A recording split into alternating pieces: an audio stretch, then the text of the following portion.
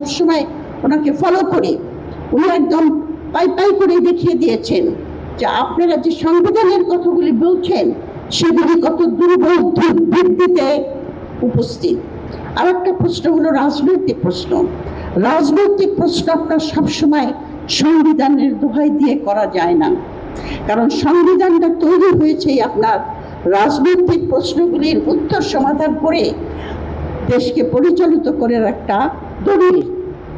আপনি আইন অনেক দেখাতে পারেন, যেমন আপনার এই যে শিলং ফেরত সালাউদ্দিন সাহেব, উনি যে বারবার খালি বলছেন সংবিধান সংবিধান সংবিধান, এবং একটা স্টেটমেন্ট উনি দিয়েছেন যে আমাকে সংবিধানের কথা বলবেন না, আমি 9 বছর ধরে সংবিধান স্টাডি করে এসেছি। তো ওনার কাজকর্ম দেখে মনে হয় যে উনি সংবিধানটা স্টাডি করেছেন, যে সংবিধানকে দেখিয়ে জনগণের ইচ্ছাকে কি করে বাতিল করা যায়, এটার উপরে কিন্তু উনি এক্সপার্টিস অর্জন করেছেন বলে আমার মনে হয়।